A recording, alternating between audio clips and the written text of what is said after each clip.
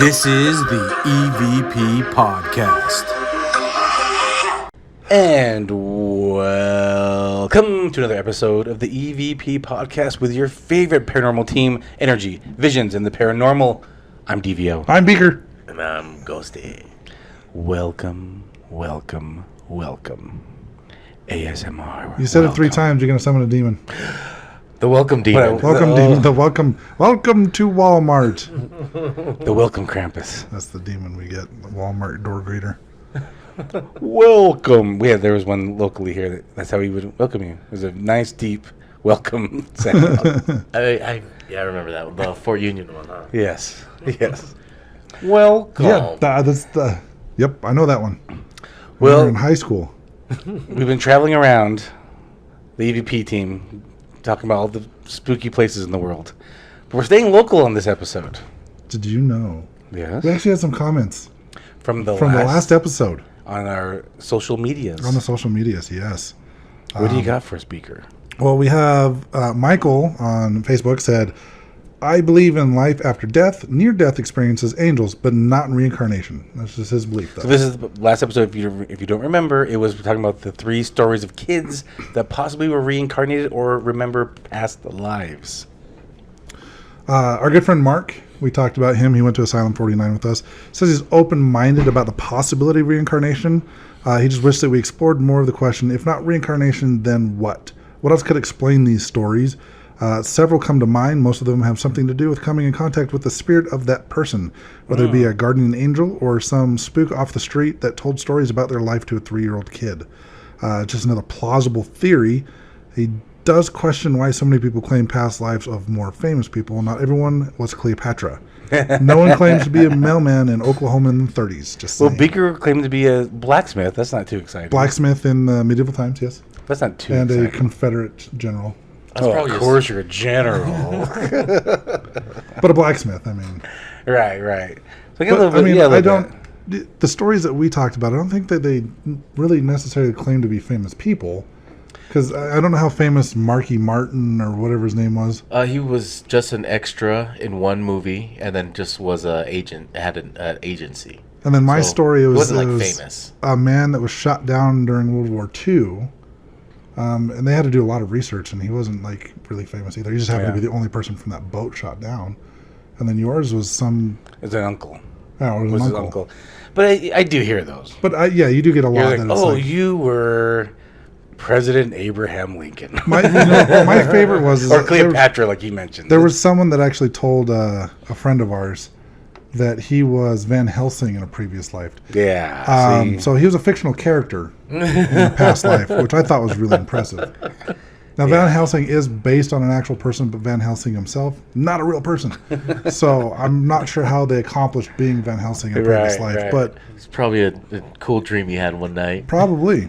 But according to a medium that he talked to, he was Van Helsing in a previous life. Yeah, that's the problem, though, because you do hear a lot of the stories a lot. I was this, or my spouse was this. Like, were you really? I'm going to have to, I do believe in reincarnation. But I see Mark's point with why couldn't it just been a spirit that was telling these kids? Yeah. That's the age the kids usually start seeing spirits anyways. And I never thought about it until this. Around 7 years old, isn't that when they kind of stop seeing spirits? When they start kind of growing up a little bit? Right. And I never thought about this till he mentioned this. That's a good point. What if it is just a spirit guide or a guardian angel or whatever you want to call it that's kind of maybe just telling them stories of their life, and the kid thinks, oh, this happened to me. So the kid who I talked about, the way he said that he would experience these memories was more like he'd be daydreaming or just getting kind of lost in thought, and then these memories that weren't his would be coming back to him. And he's just like, these aren't mine, but he was able to retell what was going on in his mind. But at the same time, like when we're in that kind of daydreaming meditative state, if you will, our subconscious or our higher self is more open to receive messages from spirits. So in that, I'm just playing devil's advocate. I do think he was actually reincarnated of that agent. But to Mark's point, when you're daydreaming, you are more open to hearing and talking to spirits. So it's possible while he's in that. And a lot of these stories we say, they in my story as well, they said most of his memories came when he was like lucid or dreaming, or like in a kind of dream state, or right before bed when he's tired. So, I mean, when you meditate, that's when you're more open. When you're in that kind of relaxed state, your mind's more open to receive messages or to hear spirits. Right, but I think in that aspect, if that was what was happening, I think they would be more being able to describe this person and what they, I guess, that they're being taught to. They would say something more to the effect that I'm being visited, somebody's telling me these stories, rather than having these memories just going through their head that aren't theirs. That's a good point too. It's a very good point. They're more like memories versus a story. That's it. Yeah, it's interesting. I don't know. I mean, obviously, none of us lived I'll through debate that. all damn day. I'm just trying to play to Mark's point here. I know what you mean. But no, it could go either way. I mean, it could be spirits. I think, like I said, in your story's case, I think he actually was. I mean, Yeah. and in Western countries like the U.S. and that Canada, you don't hear these stories as much, or they're not as believable because it's not like that's something that people. It's more of an Eastern country thing where. Yeah, I was gonna say it's more of a religious, where you have a majority of Christians here. They're going to follow the Christian belief and not believe in, or just not. It's just not talked about and not part of the religion, I guess. Well, and that series on Netflix that you told us about, what was it called? Something about Conjuring spirits. I don't know. No, coming back to life or cheating death. There was a reincarnation episode on this Netflix series where they talked about the first two stories, the ghosty story and my story. They actually had the families on there. Oh yeah. And at the end of it, they actually showed a guy from like India, I believe, a country that actually believes in reincarnation. And the series is called Surviving Death. Surviving Death. But like in other like Eastern Europe, or not Europe, but like Asian countries where reincarnation is part of the religion, like it's openly talked about by everybody. So they have a lot more stories, and they're able to trace a lot more of those back to the actual people that were living at one point. In India, they actually do believe a lot about you can come back as anything other than humans too. So that's why they respect other animals because they could be an ancestor. Isn't it the Buddhists? The cow is like the most sacred thing because no, that's the Hindus. Yeah, but they believe like someone that's been a cow is someone that's been reincarnated, and they're like at the top of the religion, like they're a really holy person or something like that when they're like That's why they respect cows. So You've made it. Once you're a cow, you've made it. You've made it. You've done enough. You're a cow. You reached the golden cow. But yeah, that's a very good point. Just wanted to touch on that. All right. Well, we're traveling a few minutes down to Salt Lake City for this episode, our home state of Utah, and we're going to the Fear Factory. The Fear Factory's address, you guys, is 666 West, 800 South. I know. It originally started in the late 1800s as the Portland Cement Works Company. And this was kind of in the industrial area of the downtown area, on the wrong side of the tracks, if you will, where they didn't have many safety regulations back then. And so the employees were working with boiling liquids, heavy machinery, giant gears. It did end up closing down in 1987, and it stayed vacant for decades. Except they had a couple transients kind of roaming around inside the buildings. So I'm assuming this was open like it predated OSHA. Oh, for sure. Before OSHA put all the regulations. For sure. It was then purchased by currently the Fear Factory in 2010. So it was, like I said, it was vacant for decades. I remember driving by it. It's just windows were broken. Yeah. Because just a nice aiming spot to look at that rock, look at that window. Let me see if I can hit it. I'm sure there was a lot of graffiti on it too. There was a lot of graffiti. I bet it smelled bad. Probably homeless people were living there.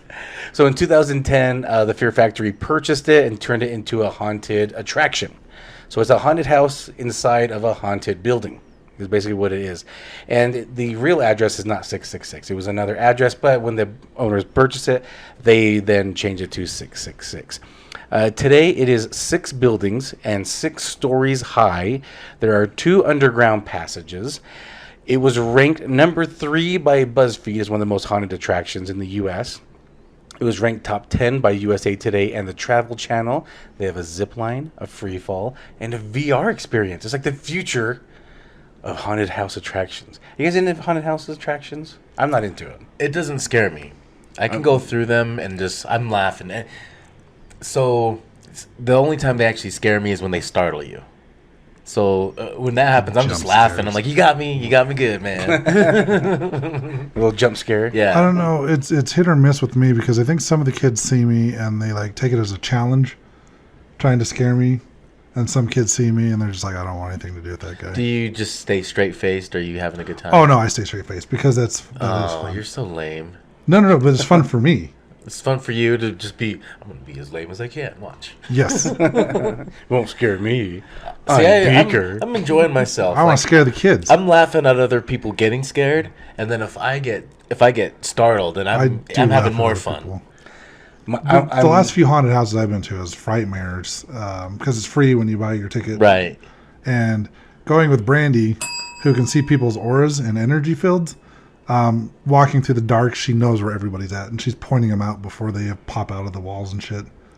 So it kind of takes the fun out of it just a little Have you ever scared any of the workers? I think once. I have once or twice, where they're hiding, waiting to scare somebody, and you creep up behind them. Yeah, I don't care for haunted houses. I'm so glad my wife does not care for them either. So. Right. I wouldn't go. You know, because it was my idea. I I've wouldn't go. I've never been to Fear Factory as a haunted house. Neither Asylum 49.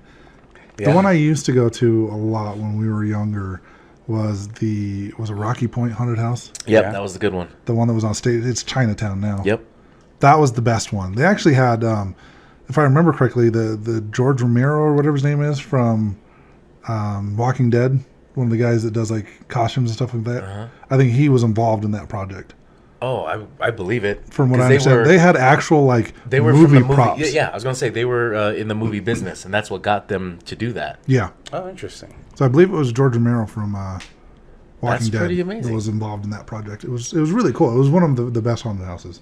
Funny Mm, enough, close. huge fan of the podcast. Yeah. Right, all of them. I think they might even at the end of the season, it's the last season, they're going to give a shout out to our podcast at the end. I think. We'll see. Anyway, there's been quite a few deaths inside when it was Portland Cement Company, as you can probably imagine. And we're going to share some of those deaths with you. I don't know how I feel about this. Beaker, please share a death with us. Okay. So there's one time at band camp. Band camp, huh? At band camp. Actually, there was a guy named George. He worked there. I don't know when. But he was possibly the first documented death at the factory there. George Howe was his name.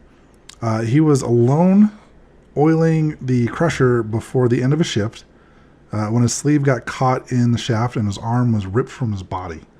And he was then slowly pulled into the machine and was crushed to death. Jeez.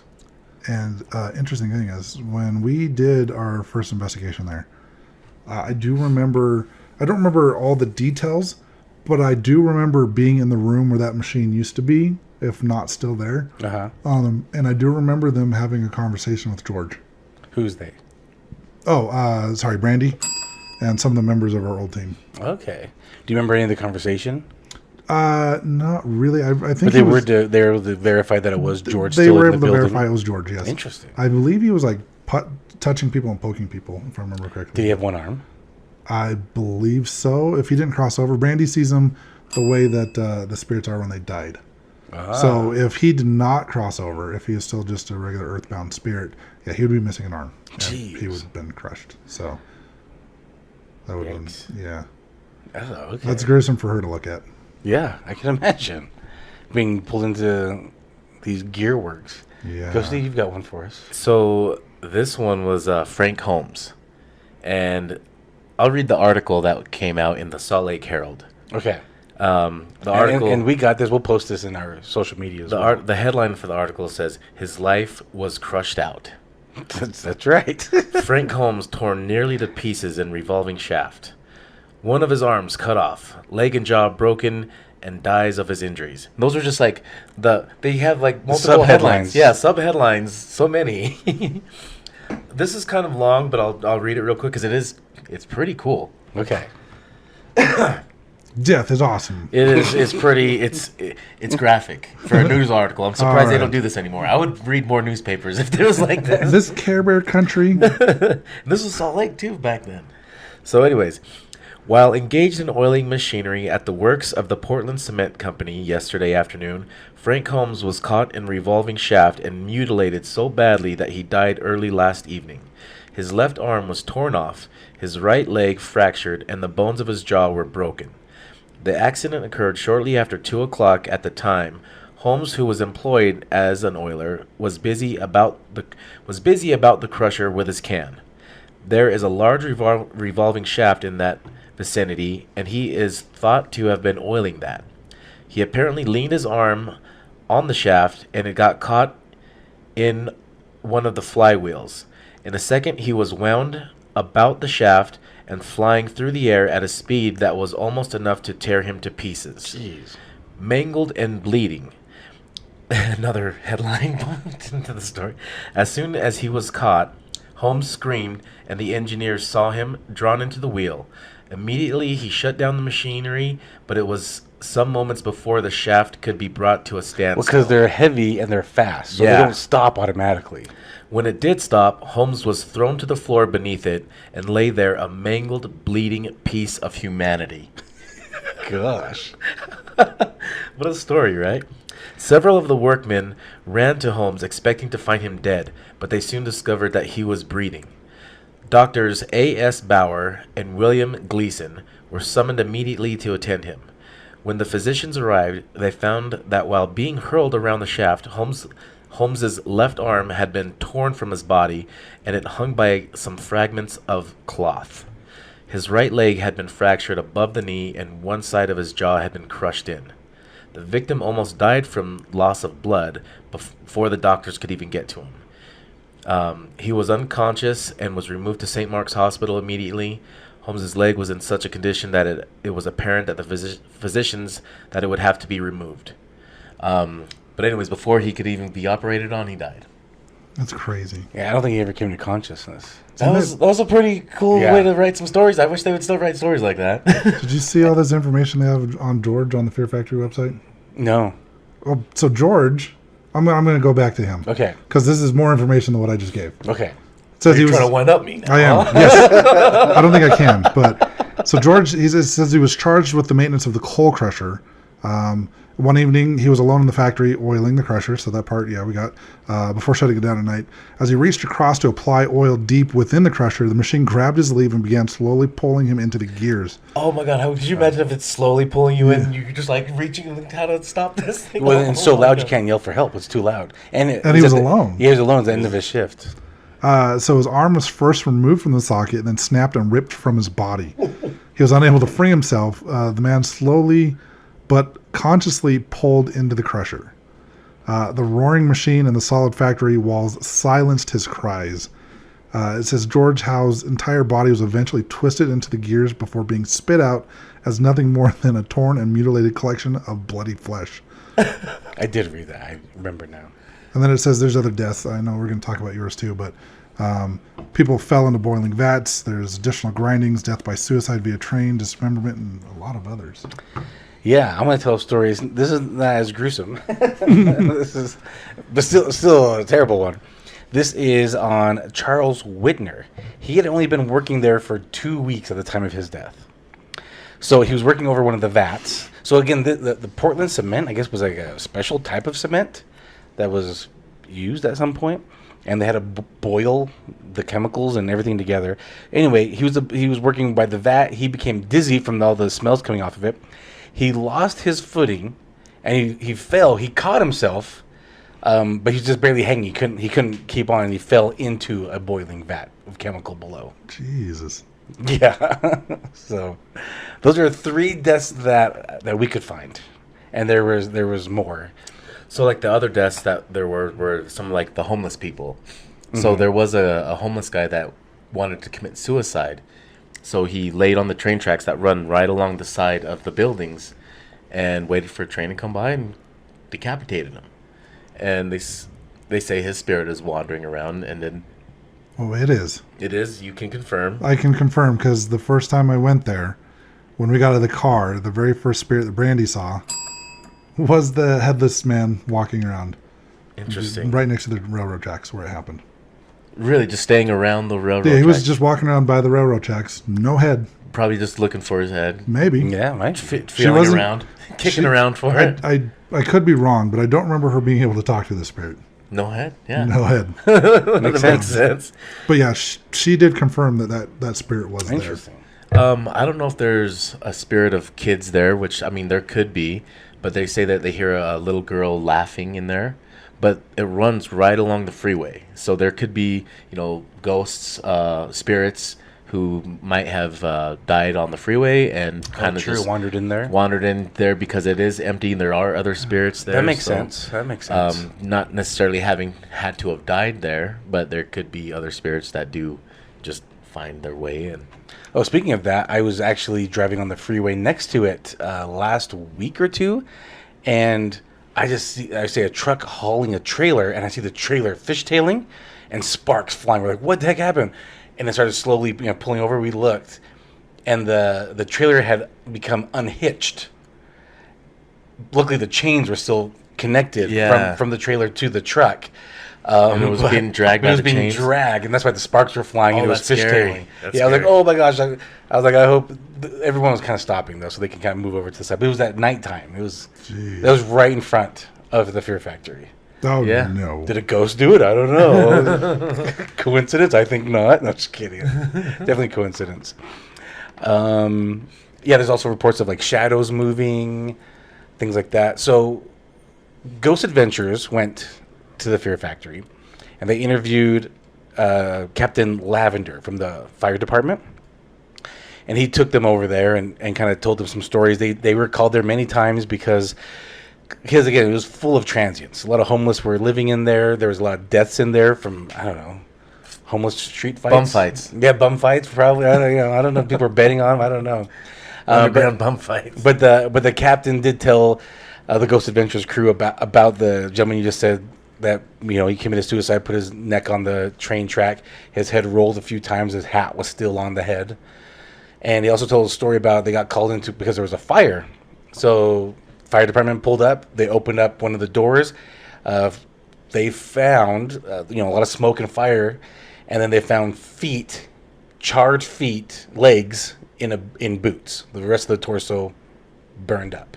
They don't know what happened, but they're just charred legs and boots. Bum fight. Yeah, Gasoline bum fight. yeah, that's crazy. Speaking of Ghost Adventures, Beaker, you're a big fan of theirs. Oh yeah, me and Zach go way back. Like that He's a time huge when he fan. ignored me when we were in Vegas. But anyway, Ghost Adventures went down there. What was some of the evidence they found or interesting things they found at the Fear Factory? Well, apparently they found the Book of Satan that was there. People were apparently doing satanic rituals there at Fear Factory. In the Hell Silo. In the Hell's Silo, and they summoned some demons. Yeah. In the catacombs, people say that something knocked over the ladder from under one of the workers while she was up. She was up hanging up decorations or something. She's working on a ladder by herself, nobody else around. Ladder just came out from underneath her. So clearly, spirits, not bad ladder position. I was gonna say. You know what? It's interesting. I did watch that episode when it first came out, Yeah. and I remember them talking about they're reading actual text from that's some kid that worked there, I guess, was reading actual text from the Book of Satan That he found inside. that he found inside, and they beeped most of it out because they were worried that this would somehow Leak into everyone's home. Yes, and it would cause problems to people's homes. Unfortunately, it doesn't work that way. I do know that on recorded video like that, spirits cannot reach through. That's why I think it's funny on all the TikTok videos when people are watching that and they're like, I claim no negative energy from this video.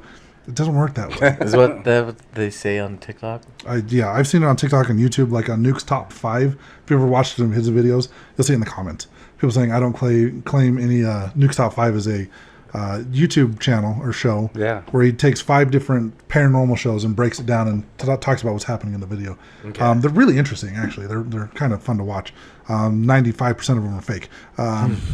But you'll see it in the comments. People saying, "I don't claim negative energy from this video," and they were protecting the viewers that by bleeping out what the kid was reading. Problem is, like I said, it doesn't work that way. The other thing is, I was at the bar one night talking to the bartender about that episode about Fear Factory, and there just happened to be a manager from Fear Factory there. And again, this was right about the time when it was aired. So you yourself are at a bar. I'm at a bar talking about this episode, and then somebody at the bar was listening and said, "Oh, hey, I worked there, or I worked there." I worked there as a manager. Oh, okay. When that episode was shot, actually. So the book that he read from my understanding from this random person at the bar who said they were a manager at Fear Factory, it was just like a random book that they found. I think it was like a medical book or something.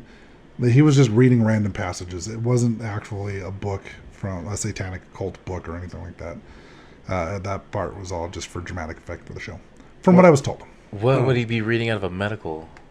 It was just a random book they found. It was just there. Well, he was reading. He was just over the reading it, but they intercom. beeped everything out. Well, that part where he was. Well, reading. what Okay. happened was that he said that he found a book, but he was just reading it over the intercom. So he was reading it during because he in the Hell Silo he played Satan. Right. I remember that. And so he was reading. There was like an intercom, and he was reading passages from this book. So I don't know if it was a medical book what he could be reading, but I don't know. I mean, they just said it was like a random book. The individual that I met at the bar said it was just a random book. Gotcha. It wasn't actually a satanic book or anything like that. But you wouldn't know from watching the episode because they tell you it's scary and they don't want to hurt their viewers. So they beeped out like everything the kid read.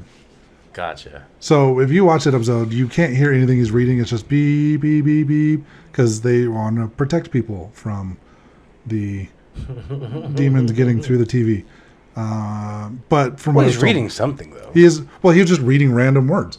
But you don't know what he's actually reading because they beeped it all out. Okay. Does that make sense? Yeah. So what you're saying? So he's is, clearly reading. He could have been reading from the Bible. You don't know. They beeped it out. Okay, that's what you're saying. Well, what do you think happened then? Do you think he On the Ghost Adventures episode? So on what the he was Ghost reading Adventures- on the intercom, I have no idea. Yeah, so on the Ghost Adventures episode, so this kid says he found this book, he's reading it. He asked some of the co-workers about the book, and they said, "Oh yeah, we're Satanists, and we do seances here sometimes in the Hell Silo." That's entirely possible Yeah. that they were doing pretend seances. Yeah, remember who works at haunted houses, A right? bunch of teenage 16-year-old. kids. Yeah, 14, So, 15. I mean, they were probably just dumb kids playing with the Ouija board. But they obviously, if they do things like that, whether they're reading a random book or they're playing with the Ouija board, obviously, as we've talked in other past episodes, it's all about intent. So This they is definitely could open up something. Yeah, and inside of yeah, I there. mean, what happened off the episode? What happened before Ghost Adventures got there? I don't know. I just know what they said they did. Yeah. I just know that particular scene in the Ghost Adventures episode where they have the kid on the episode reading from this book of Satan or satanic book or whatever. From what I was told, he was just reading some random book. I can't remember what kind of book it was. It was just some random book. And like I said, you wouldn't know what he's actually reading on the Ghost Adventures episode because they beeped it all out. Did she say anything else about it? Um, About the episode, anyways? that was mainly what we talked about. Was that kid and how that was all just staged. And that's not the first time I've heard someone working at a venue where Ghost Adventures has been, and they've talked about how Ghost Adventures is staged shit. So, So, but when I you do think investigated, there could have been people there actually doing like satanic rituals or thinking they're doing some kind of ritual. Oh, and I'm sure when it was abandoned for years. There's a lot of shit that could have happened. Yeah. when you investigated it, was it pretty active for you? Well, we'll stop right there. So, you both have investigated. So, Ghosty and Beaker have investigated Fear Factory. I have not. I've been there once. I didn't get to really investigate like I would like to have Because I was in charge of a group. okay, gotcha.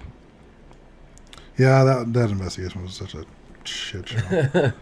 Did you feel anything? Did you notice anything? I know we just mentioned Brandy saw the headless man, and she spoke with George, so we know she's encountered.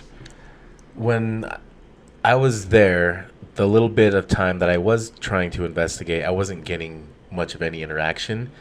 and well, like I said, it does have the freeway run right along the side of it, and there was a ton in some areas where all you could hear is just cars on the freeway. Yeah, it's really hard to get EVPs there or audio evidence just because, like you said, it's right next to the freeway. Okay. So, yeah, if you're trying to record anything, I mean, that's all you're going to hear is just cars nonstop. And then, Which does look cool if you're traveling through Salt Lake and you're driving downtown. You're going to see the Fear Factory off the freeway. It's like, cool. Freddy Krueger mural there on the side. Yeah. and so other parts, I wasn't really feeling much and wasn't getting much interaction on anything. But yeah, I didn't really get to really investigate like how I'd like to, and yeah. But what about you? What experiences did you get there? I remember Brandy talking to George, and I think we went into the room where the kid was reading from the book, and we didn't really feel anything in there, if I remember correctly. I don't remember getting a lot of evidence. I mean, you gotta think this was probably like 7 years ago when I went. The other time that when you went, we were doing a public investigation. I just got everybody checked in and everything set up the groups, and put somebody else in charge and bailed because I had to be at work at 6 o'clock in the morning. This is like 11 o'clock at night. Yeah. That whole thing was just such a shit show. I do know if you do happen to, you can book the venue yourself through Grim Ghost Tours. You do have to sign a waiver. No matter what, Fear Factory makes everybody sign a waiver just because of how dangerous the location actually is. Not spirit-wise, but just because it's an old cement factory where at least a dozen people have been documented dying there. Of employees. And it's just, it's funny. I was thinking about when we were talking about all the people that died there. I'm just like, at what point in time do you think that applying for a job there is like a good idea? Because like after all these deaths, like, I want to go work there. Well, I think it was pretty common back then, though. Like every factory, there was going to be deaths. Like there was like how many days before the last accident, and just be counting up every day and then start over again. This many days so died. This many days since the last accident, -3. We were anticipating one soon. We're due for one. We're due. During that time, I definitely see that. And I'm sure, like, you're going to take any job you can get. Yeah, and you just, I mean, death was survival of the fittest, even when it comes to work. Shit happens, move on. Or starve to death. Next. Yeah. Well, in fact, that the story that Ghosty read about Mr. Holmes, the news article, he didn't finish it, but there's the bottom portion talks about his family in Logan. And so they had to go tell his family in Logan that he had passed. But today, from Salt Lake City to Logan, with the freeway that we have today, it's about an hour drive. A little over a drive. So back then, I don't know what the road systems were like back when he died, but we're talking, this is a long drive for him to get to work. I bet he probably stayed in Salt Lake during the week. Maybe, yeah. Just because he the probably distance. did, but the his family. Right, yeah, his family. You think the family stayed down here too? No. Okay. He probably. I get what you're saying. Yeah, a few people together. But they still would have had to notify the family. Yeah, that's what he's saying. Yeah, well, what I'm saying is like the distance. Talking about how people had to work to survive. So nowadays, like 100 miles here. So yeah, nowadays it takes an hour and a half, a little under an hour and a half from Salt Lake to Logan. With our freeways. With our freeways going 80 miles an hour. So just saying what these guys would have to do, like they'll do anything to get work and get paid to provide for their families. Basically, what I was saying. Yeah, so it's probably 2.5. Like, yeah, we'll just be really careful. And still, it's like you put your arm in there, you're gonna be careful with your arm, but then your sleeve gets caught, right? And scary. I just saw a video the other day where it's like nowadays, like it was a fast food restaurant, and a girl with a ponytail got caught in like the shake machine or something. Oh yeah, she's walking by and her hair was like flipping. Yep, and her hair just flipped. It just happened to flit right in the milkshake and just pulled her back. Pulled in her. Well, even recently, it's still like I actually found this on a video I was watching, and I actually looked it up, and it's true. There's the Reams near my house in Sandy. There was some lady that was like putting, I guess in the Reams in the bakery, they have like a big bread mixer or something like that. Ooh. She got pulled in to the machine and was killed. Oh, jeez. So I watched a video not too long ago. This was within the last 10 years. Right, yeah. Because those big machines and all those things, and yeah, easily get pulled in through a sleeve. There was a video that I saw, I think this was probably in China or something, so OSHA's not there, of course. And it was these big gears, kind of similar to what I read about. And this worker was doing something, and he somehow got his arm caught, and it was so fast.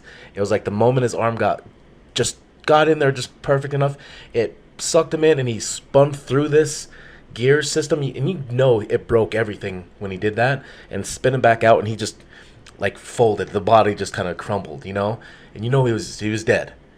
And Gosh. going through those gears like that quick, I mean, it's a blink of an eye. Yeah. Well, it's like our previous job, or my current job, your previous job. They had so many machine guards and stuff in place on all Right. the, all the production lines. The auto shutoffs, yeah. There's all the auto stops. There's guards that you don't reach around because you can get caught in a belt or something. And Yeah, they think of everything now. But Thank somebody's had to goodness. die for every one of those guards. I know. That's, much. that's exactly right. So if you think about, let's go back to Fear Factory. Let's think about Fear Factory. You have, a very dangerous workplace as an industrial machine area with boiling liquids and heavy grinding gears. So yeah, deaths from there. You mentioned it's right next to the freeway, so if somebody gets in an accident, dies, could easily wander in there from off the freeway. Then you've got decades of abandonment where transients are taking over, and they're doing all sorts of stuff inside the building. I can only imagine this place is gonna be really haunted, but maybe it's really hard to tell because of how noisy it is off the freeway. well, I think spirits might like that because they can kind of hide in that noise, and people won't know that they're there. Right, it makes sense. So we need to investigate. We need to block the freeway off. So And then set out a detour. Yeah, set up a detour for drivers. Yeah, you do this like between 1 and 3 in the morning. It's not as bad as traffic at that time. Well, I saw a comedian once. He said traffic cones, Yeah. they're very cheap on Amazon. Reroute traffic. Just reroute.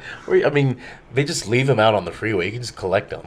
Yeah, Yeah, that's true. we can go shut down lanes Detour them to like the end of the one shoulder. until people find out. They're like, well, what's going on here? Did you know that I say that a lot? Speaking of going back to how I was talking about, like, you can't get shit through video, right? Mm-hmm. What about a live stream? What do you think? A live stream like inside. Do you think Fear like Factory? a spirit, or inside the Fear Factory or anywhere? Really. Oh, okay. Do you think like a spirit can influence you during a live stream?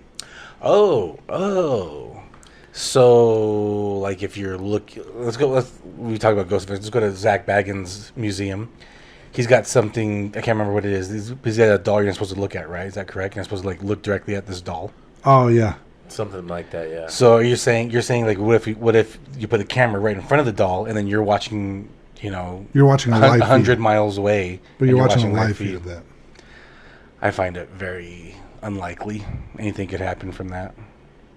I mean, I don't think anything can happen likely staring at it face to face anyway, personally. Yeah, I'm not into those kind of things either, where the object is influencing you, but I don't see.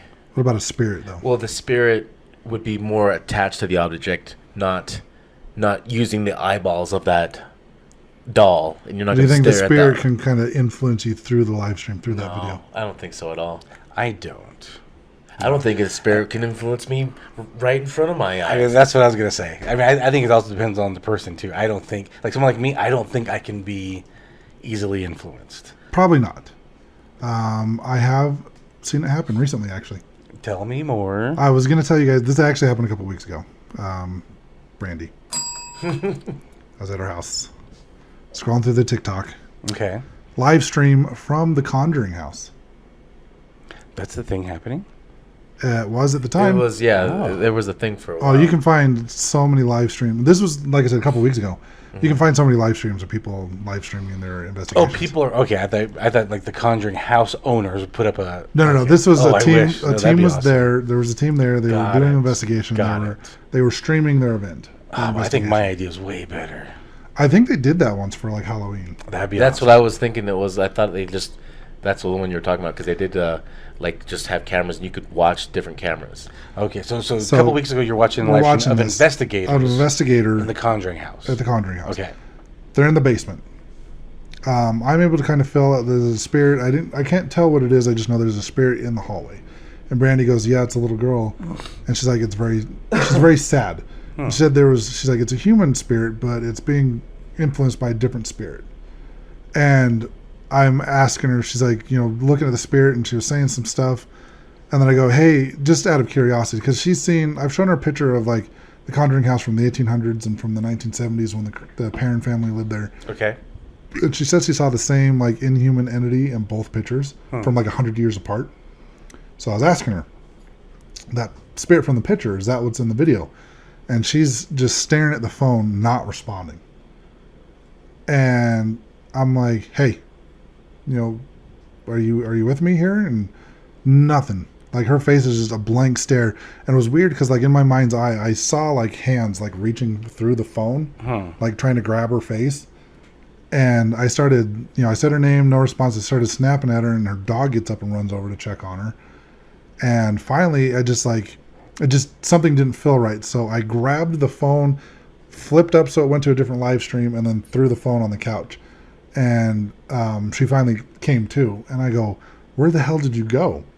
And then that's when she told me that this spirit or this entity that was at the Conjuring house like uses that little girl spirit as like a trap for sensitives and mediums to kind of like pull them in. So in that case, yeah, none of us would probably be influenced by that. Right. But it tripped me out because I've seen her do this so many times in investigations where she's being influenced by some sort of inhuman entity. And so, yeah, I think in certain cases it's entirely possible because I've witnessed it firsthand. Something like reaching through the phone and trying to like influence her. So I could see that with someone like her. Well, again, this example, that's exactly what it's doing. It's trying to bait sensitives and mediums. It's what it's trying to do.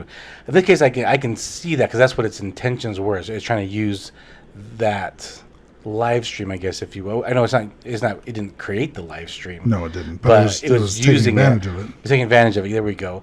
Where, like, for example, we've talked about.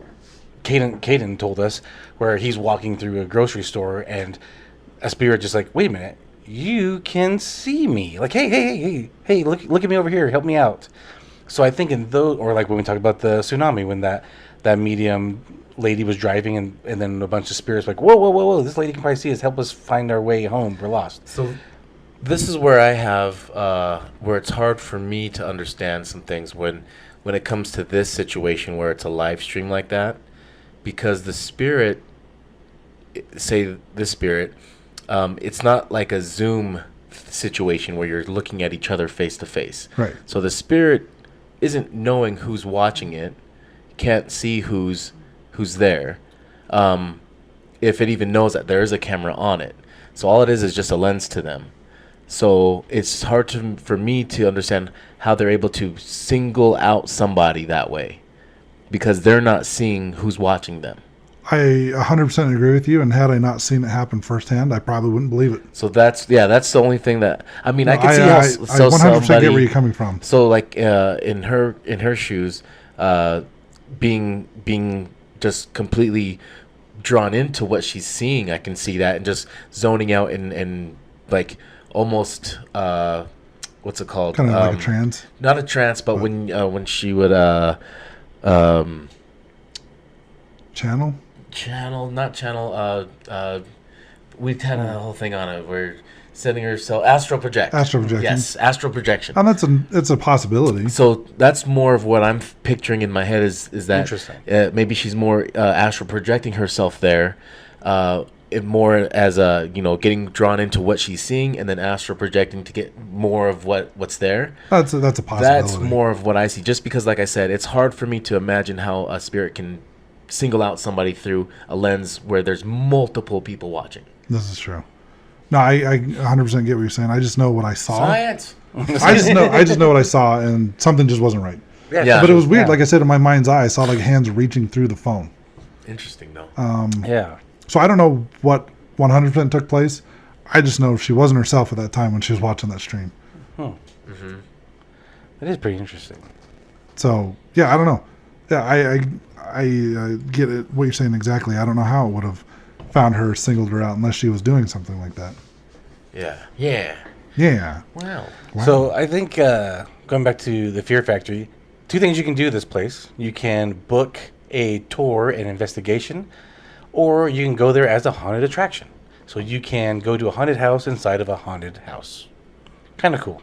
I know sometimes on Mondays they do like a tour. You don't get to like investigate, but they do like a tour of the factory. Sometimes most of this is booked through Grim Ghost Tours. Like it actually says on the Fear Factory website back in 2016, they partnered with Grim Ghost Tours to do these investigations and tours and stuff. So sometimes they'll do special events. I think like on Friday the 13th, when those come around. Right, yeah, they on do. those Yeah. days. So, if you decide to go to the Fear Factory here in Salt Lake City, it is near us. Please hit us up at evp.pod on Instagram and Facebook, and let us know you're coming in town, and maybe we can connect. We'd like to meet people that listen to or watch the podcast. So, let us know if you come in town. And I hope you enjoyed the episode. All right, everybody. Ghosts, you don't play that. Peace out, butterflies. Welcome to Salt Lake City. Bitches. This is the EVP Podcast.